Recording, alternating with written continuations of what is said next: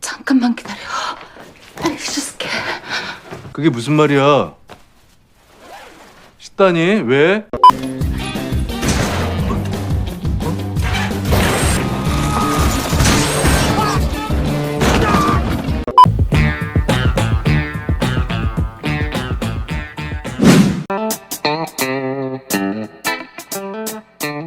Warasle, assalamualaikum warahmatullahi wabarakatuh. Pada kesempatan dan kesempitan kali ini, saya akan membahas sebuah film yang berjudul Extreme Job. Film ini bercerita tentang sekelompok polisi yang menyamar menjadi penjual ayam goreng demi bisa mengintai kelompok penjahat incaran mereka. Tetapi, seiring berjalannya waktu, dagangan ayam goreng mereka berkembang begitu pesat, sampai-sampai mereka dilema apakah akan tetap menjadi seorang polisi yang sehari-harinya menghadapi bahaya namun gaji kecil, atau fokus menjadi pedagang ayam goreng dengan penghasilan yang fantastis. Oke, langsung saja, ini dia alur cerita dari film Extreme Job.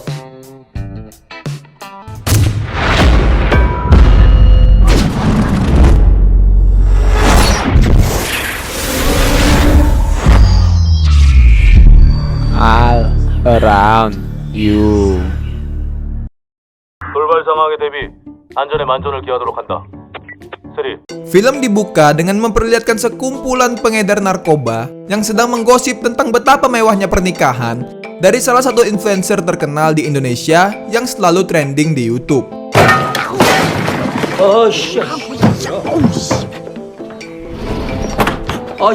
놀래라. 우산 뭐 그런 건가? Tiba-tiba datang seorang polisi wanita bernama Jang yang sayangnya tidak berhasil menerobos masuk ke markas mereka melewati jendela. Penjahat yang melihatnya pun heran, karena sebenarnya para polisi tersebut tidak harus mengambil resiko seperti itu hanya untuk menangkap penjahat kelas teri seperti mereka. 그럼 뭐 진짜 밥 먹게?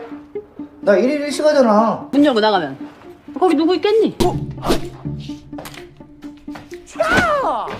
Di sisi lain jendela, terdapat sang kepala dari satuan polisi itu yang bernama Ketua Go. Penjahat yang menemuinya pun memprotes karena seharusnya aksi mereka berakhir keren seperti polisi di film-film luar negeri. 버트리고 그런 모양새 아니야?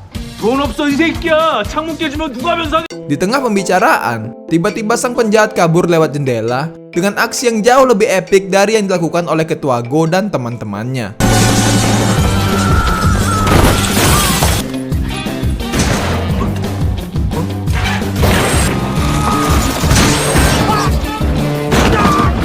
Aksi kejar-kejaran mereka berlanjut di jalan raya.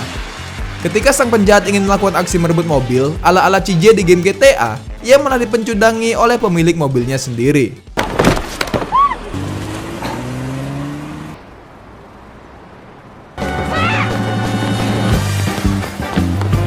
Di tengah pengejaran, salah seorang polisi bernama Mang dengan ekspresi meledeknya mengejar penjahat itu menggunakan Supra Fit yang ia kendarai. Dengan bantuan dari Mang, mereka pun berhasil melumpuhkan penjahat itu. Tetapi, aksi mereka itu malah menyebabkan mobil-mobil di simpang jalan mengalami tabrakan beruntun yang tidak masuk akal sama sekali. Bahkan, di akhir, ada seorang pengemudi yang sengaja menabrakkan mobilnya sendiri. Akibat kerusuhan yang mereka perbuat, Ketua Go dan para anak buahnya dipanggil oleh direktur mereka. Sang direktur marah besar karena pihak polisi harus membayar uang ganti rugi yang cukup besar atas kekacauan itu hanya untuk menangkap penjahat kelas teri.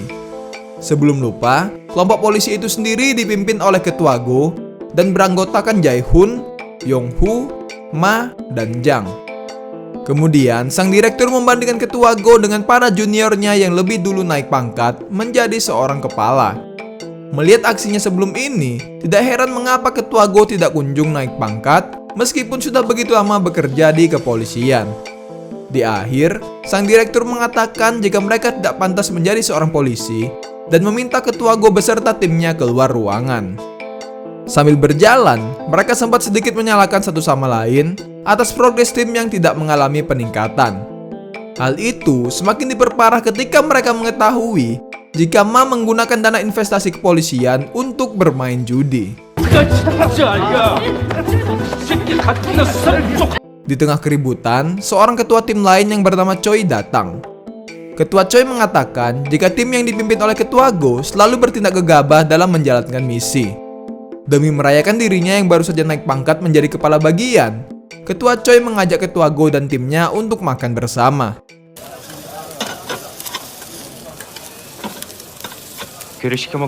타닥기 새끼야 타닥기. Ketika makan, Ketua Choi yang dulunya adik kelas Ketua Go di kepolisian menawarkan dirinya sebuah misi, yakni menangkap seorang gembong narkoba yang bernama Lee Mubai. Mengetahui jika itu merupakan misi besar, Ketua Go langsung menerima tawaran tersebut. Tawaran itu diberikan oleh Ketua Choi kepada Ketua Go karena ia masih menaruh rasa hormat dan berharap jika kakak kelasnya itu bisa segera naik pangkat. Ketua Go dan teman-temannya pun mulai melaksanakan misi penyamaran untuk bisa menangkap gembong narkoba bernama Lee Mubai. Detektif Jahun langsung memulai penyamarannya. Dimulai menyamar sebagai petugas CCTV, guru bela diri, petugas kebersihan, hingga menjadi seorang buruh pabrik yang entah apa gunanya. Di sisi lain, Detektif Ma melakukan pemantauan dari atas gedung. Sialnya, Detektif Ma malah melihat seorang ibu-ibu dan dikira sedang mengintip. Kembali ke Detektif Jahun yang dengan sialnya malah terikut masuk ke dalam mobil yang berisikan para buruh yang hendak melakukan demonstrasi. Tak lama berselang, tiba-tiba polisi datang ke tempat tersebut. Polisi itu datang karena ibu-ibu sebelumnya melaporkan bahwa Detektif Ma diam-diam sedang mengintipnya di balik jendela. Saat ingin memberitahukan identitasnya kepada para polisi, Ketua Go melihat para penjahat yang sedang menjadi target misi mereka lewat di hadapannya. Karena sedang melakukan misi penyamaran, Ketua Go dan timnya mengungkapkan identitas mereka yang asli kepada para polisi itu ketika berada di dalam mobil. Keesokan harinya, Ketua Go dan timnya memantau bangunan yang menjadi markas para penjahat lewat kedai ayam goreng di seberang jalan. Mereka melakukan pemantauan dari mulai matahari terbit hingga matahari terbenam. Malamnya, Yung Ho melihat Lee Mubai, yakni bos dari kelompok penjahat incaran mereka, masuk ke dalam bangunan itu. Ketua Go dan timnya pun mulai menyusun sebuah rencana. Ketua Go mengatakan agar mereka saja yang bergerak dan tidak perlu meminta bantuan kepada tim lain. Dengan begitu, tim mereka tidak akan dipandang sebelah mata lagi oleh para polisi yang lain. Ketua Go meminta agar timnya tidak bertindak gegabah lagi atau dana pensiun ia beserta timnya akan dihapuskan demi membayar biaya ganti rugi yang mungkin ditimbulkan ketika mereka menjalankan aksinya nanti. Di tengah pembicaraan, Yung Ho melihat seorang pengantar makanan yang dengan mudahnya bisa masuk ke dalam markas para penjahat tersebut. Pemilik kedai ayam goreng memberitahukan jika bangunan di seberang kedainya sering memesan makanan dari tempatnya. Tanpa pikir panjang, mereka berlima langsung ingin melamar pekerjaan di kedai ayam goreng itu agar mereka bisa masuk ke dalam markas para penjahat dengan mudah. Tetapi sayangnya, pemilik itu akan pindah karena usahanya sepi pengunjung. 손님들이라고 자기들밖에 없잖아 일주일 내내. 저희가 인수하겠습니다. Anehnya, mereka justru sampai berpikir untuk menggunakan dana dari kepolisian demi membeli kedai ayam goreng tersebut.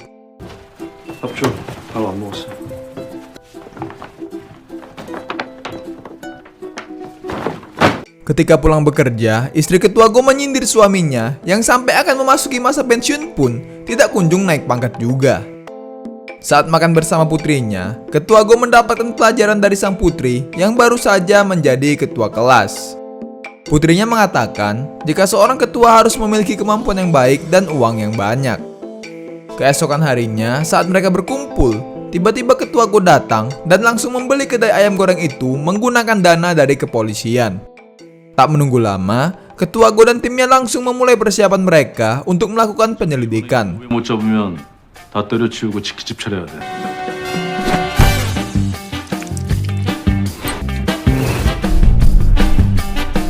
Saat sedang menyusun laporan, tiba-tiba orang-orang berdatangan mengunjungi tempat mereka.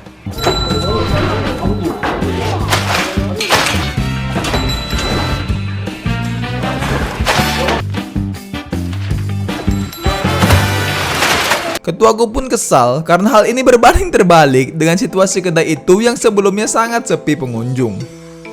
Oleh karena itu, Detektif Ma malah menyarankan mereka untuk sekalian saja membuka kedai ayam goreng. Malamnya, para kriminal incaran mereka datang ke tempat itu. Sayang, Ketua Go dan teman-temannya tidak memiliki makanan untuk disajikan. Sebab dari awal, mereka tidak berpikir untuk membuka usaha ayam goreng sungguhan. Hal ini tentu saja akan menimbulkan kecurigaan dari orang-orang melihat kedai ayam goreng yang tidak menjual ayam goreng. 닭집에 닭이 없어? Atas dasar itu, keesokan harinya, Ketua Go benar-benar meminta timnya untuk memasak ayam goreng. Masakan siapa yang paling enak akan menjadi makanan yang nantinya disajikan kepada para pengunjung yang datang. 야, 저건 뭐 백숙이냐? 어? 야, 일부러 이랬냐, 이거? 어? 저 누구야? 전데요. Tak diduga, ternyata masakan detektif Mala yang paling enak. Lantas, ia pun menjadi juru masak mereka. Tak lama, pengunjung datang ke kedai mereka. 완벽한 후라이드였어. 양념치킨 주세요. Karena pengunjung itu malah memesan ayam bumbu, Ketua Go meminta Ma untuk membuat ayam bumbu sungguhan. 오, 존맛. 대박.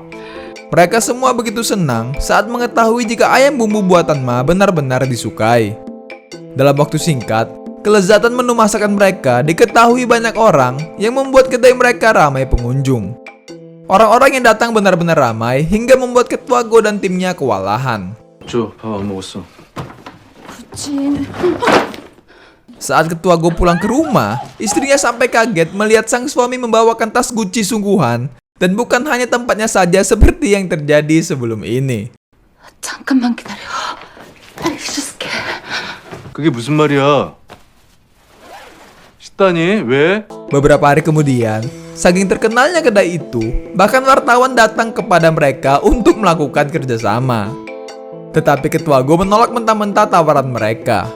Sebab tugas utama mereka adalah melakukan penyelidikan sebagai seorang polisi. Suatu malam saat Yung Ho sedang memantau, ia melihat pergerakan dari target mereka. Yung Ho lalu mencoba melaporkan hal ini kepada teman-temannya. Namun tidak ada yang merespon laporannya karena teman-temannya terlalu sibuk menangani para pengunjung. Karena tidak ada tanggapan, Yung Ho memutuskan untuk mengikuti mobil target mereka seorang diri. Sayang, sesampainya di persimpangan jalan, mobil yang ia ikuti bergerak ke dua arah yang berbeda. Yung Ho pun gagal mengikuti targetnya. Karena kesal, Yung Ho langsung datang ke kedai timnya dan mengungkapkan kemarahannya. Sebab, Yung Ho merasa jika hanya ia seorang dirilah yang bekerja. Tentu saja, perkataan itu langsung diprotes oleh teman-temannya yang juga bekerja keras di kedai itu. 기름에 데이고 카레에 베이고 씨발 얼마나 쓰라린 줄 알아? 아파. Ma bahkan sampai terkena minyak panas. Jae-hoon memotong bawang 3 karung dalam 1 hari. Dan Jang harus melayani dan membersihkan 78 meja. 소름 돋아. Mendengar hal itu, Yung Ho sempat terdiam sejenak sebelum akhirnya mengungkapkan keheranannya mengapa kedai itu bisa sangat ramai. 왜 자꾸 장사가 잘 되는데? 씨발 새끼. Agar Ketua Go dan timnya tidak terlalu lelah melayani banyaknya pelanggan yang datang, mereka membuat harga makanannya menjadi sangat mahal dan tidak masuk akal. 13분 갈비 하나. Tetapi anehnya, kedai mereka malah menjadi semakin ramai lagi. Dikarenakan orang-orang yang datang berlagak agar kelihatan mewah dengan makan di tempat ayam goreng yang mahal. Bahkan yang lebih tidak masuk akal lagi, kedai mereka menjadi tujuan wisata bagi turis-turis asal Jepang. Yang janggal adalah, meskipun kedai tersebut begitu ramai, tetapi para kriminal di gedung seberang tidak pernah memesan makanan di tempat mereka. 쥐꼬리만한 월급에 세금 낼 건 다 내고 있는 주제에 뭘 봐 임마. Di tengah pembicaraan, Yung Ho memberitahu jika sang direktur memanggil mereka ke kantor.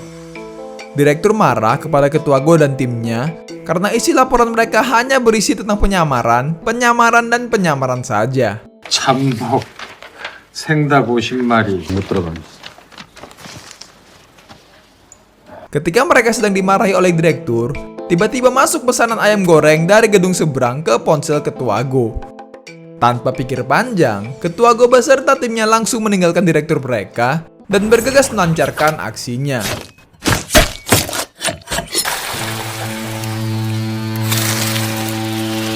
Mereka langsung menyiapkan pesanannya.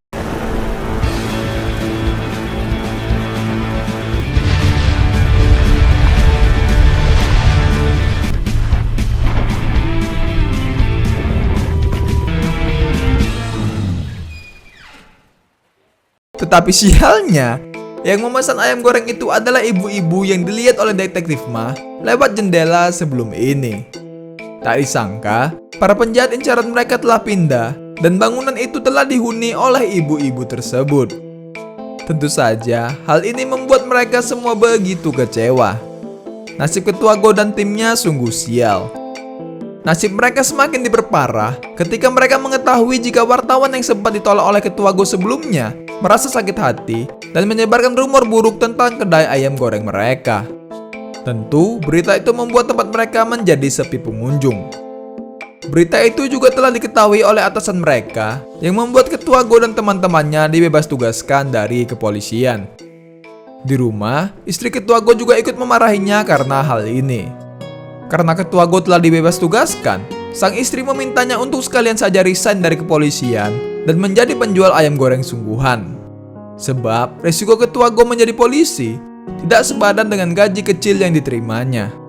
뻔한 월급에 뭐 다른 모아놓은 돈은 없지만 Ketua Go mengatakan jika ia tidak punya modal lagi. Ketua Go pun meminta maaf kepada istrinya karena ternyata dana pensiunnya telah ia alokasikan untuk membeli kedai ayam goreng itu. 회수 못 해오면 이혼이란다. 내가 뭐 하겠냐? Belakangan hari, diketahuilah bahwa ternyata dikarenakan kedai ayam goreng Ketua Go dan timnya ramai pengunjung, membuat Lee Mubai, penjahat incaran mereka, memutuskan untuk pindah dari tempat itu demi kelancaran bisnis narkotika mereka agar tidak diketahui oleh orang-orang. Salah seorang anak buah Lee Mubai yang bernama Jung merencanakan sesuatu terhadap kedai Ketua Go. Keesokan harinya, Jung datang menemui Ketua Go dan timnya. 프랜차이즈를 내고 싶다고 말씀드렸습니다. 여기서 그렇게 사기치시면 안 돼요. 다른 데서도 안 되는데 여기선 정말 더 안 돼. 정말 고마운 사람이었구나. 그렇게 생각할 날이 올 거예요.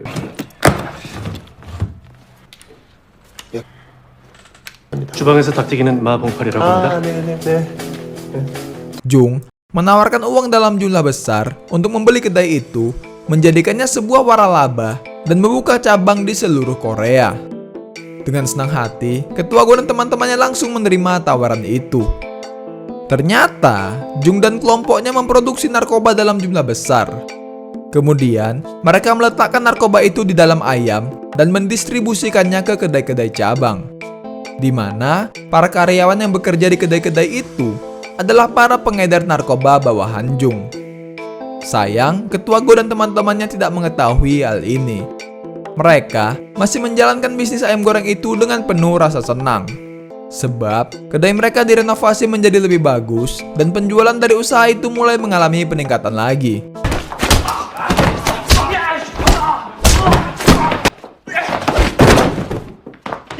Di tempat lain, Lee Mubai bertemu dengan salah satu bos kriminal sama seperti dirinya yang bernama Ted Chang. Lee Mubai menawarkan kerjasama dengan Ted Chang untuk membuat semua penjualan narkoba di Korea Selatan berada di bawah kendali mereka. Tentu saja tetap dengan kedok menjual ayam goreng. Sebelum lanjut, mengingat nama-nama di film Korea sulit untuk dihafal, saya akan kembali menjelaskan nama-nama karakter yang terlibat di dalam cerita. Di antaranya, ada Ketua Go, detektif wanita yang bernama Jang, pria berkumis berwajah kucel bernama Jung Ho, pria berponi berwajah imut bernama Jae-hoon, dan detektif tukang masak bernama Ma. Di sisi penjahat, ada Lee Mubai sang bos kriminal, dan Jung anak buahnya yang sempat berpura-pura membeli kedai ayam goreng milik Ketua Go dan timnya. Oke, lanjut.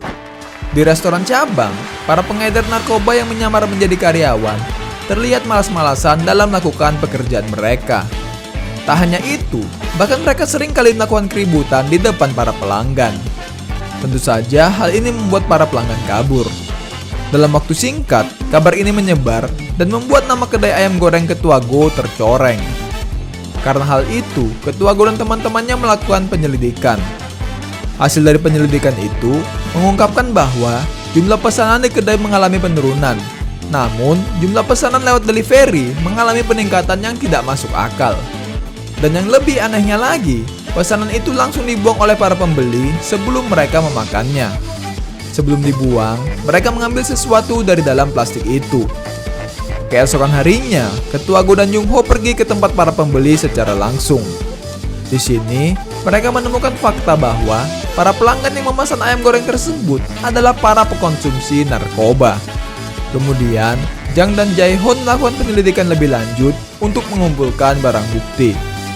Di sisi lain, Detektif Ma juga melakukan penyelidikan ke restoran cabang seorang diri. 이게 뭐 하는 짓들이야? 这一日的，你别看他从店来的，我真没见过这么磕碜的。那瞧，总店 Sayangnya, penyamaran Ma diketahui dan ia pun dihajar sampai babak belur. Lewat tanda pengenal Detektif Ma, Lee Mo-bae sang gembong narkoba pun mengetahui jika para pemilik ayam goreng itu adalah seorang polisi. Lantas, Lee Mo-bae langsung menghajar Jung anak buahnya yang ia anggap tidak becus dalam memilih mitra kerja.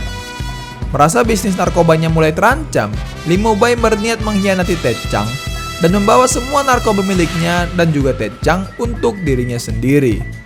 Tak lupa, ia meminta anak buahnya untuk menyandra Detektif Ma.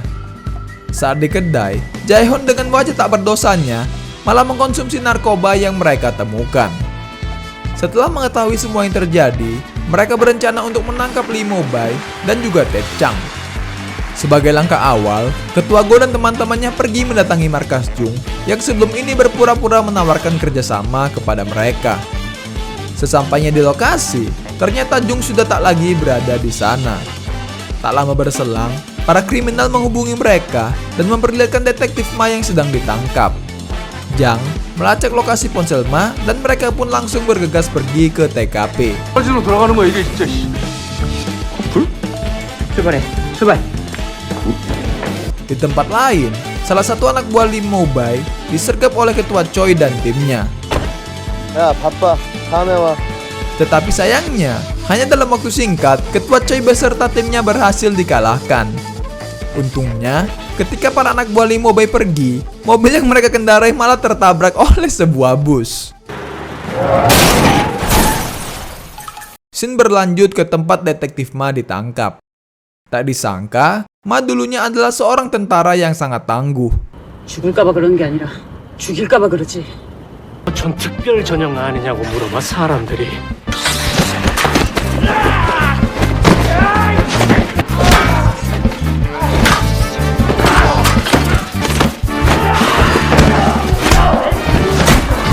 Ia berhasil mengalahkan semua anak buah Lee Mo-bae yang berada di sana dalam waktu singkat. Ternyata, Ma juga dulunya adalah seorang juara nasional judo. Detektif Ma menaiki sebuah mobil box agar bisa pergi ke lokasi Lee Mo-bae dan Ted Chang akan melakukan transaksi narkoba. Tak ingin menyia-nyiakan kesempatan untuk menangkap dua penjahat besar sekaligus, Ma menghubungi teman-temannya dan meminta mereka datang ke tempat itu. Sambil menunggu teman-temannya datang, Ma menyalakan suara sirine polisi lewat ponselnya yang membuat kelompok Lee Mo-bae beserta Ted Chang saling menaruh curiga ke satu sama lain. Perkelahian pun terjadi di antara dua kelompok itu. Sesuai rencana, Lee Mo-bae menghajar Ted Chang hingga sekarat. Tak lama, Ketua Go beserta timnya pun sampai di lokasi. Ketua Go mengirimkan foto Lee Mo-bae kepada Ketua Choi untuk meminta bantuan kepada para polisi. Lee Mo-bae terlihat meremehkan kehadiran Ketua Go dan teman-temannya yang hanya berjumlah 5 orang. 네 말이야? 5마리다 이 씹새야. Lalu pertarungan pun terjadi di antara Ketua Go dan teman-temannya melawan para anak buah Lee Mo-bae. Di sini baru diketahui sebuah fakta yang mengejutkan. Ternyata Detektif Yung Ho dulunya adalah tentara khusus angkatan laut. Detektif Jang merupakan juara bela diri Muay Thai. 옹박이 아니라 장박으로 불려. Jae-hoon yang masih dalam pengaruh narkoba itu ternyata dulunya adalah seorang atlet baseball. Jae-hoon memiliki fisik yang begitu tangguh karena kabarnya tim baseball di Korea memiliki latihan yang sangat berat. Dan yang terakhir yakni Ketua Go yang ternyata dijuluki sebagai sang zombie oleh para polisi. Sebab ia sudah 20 tahun menangani kasus kriminal skala besar, pernah mengalami 12 kali tikaman dan masih hidup hingga saat ini. Tak disangka, jika tim yang dipimpin oleh Ketua Go ternyata berisikan para monster.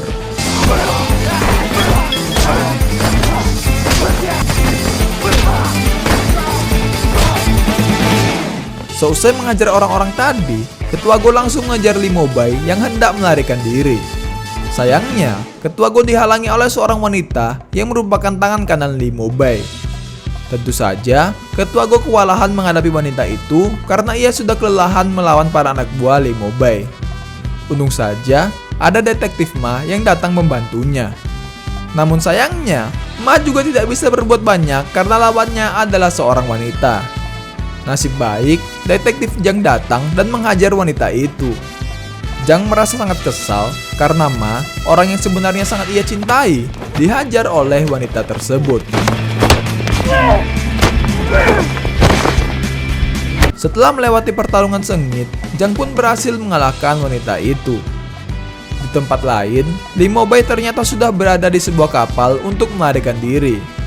Tak disangka, tiba-tiba Ketua Go sudah berada di kapal itu juga.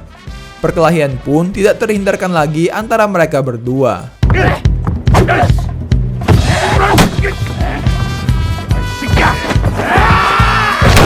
Perkelahian antara Ketua Go melawan Lee Mo-bai berlangsung begitu sengit.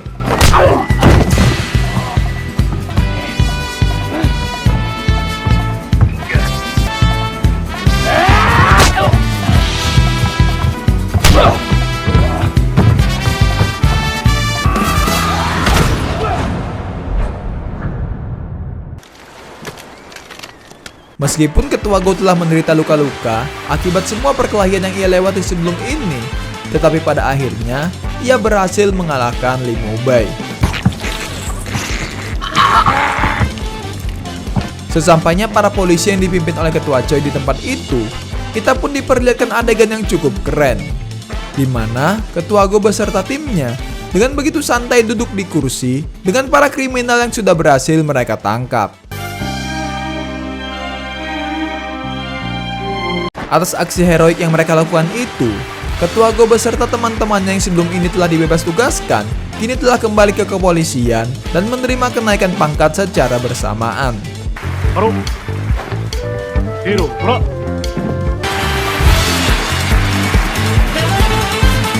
Lalu film pun berakhir. Oke, mungkin itu saja untuk pembahasan alur cerita film kita kali ini. Mohon maaf jika terdapat banyak kesalahan dalam proses penceritaan saya. Terima kasih telah menonton. Assalamualaikum warahmatullahi wabarakatuh.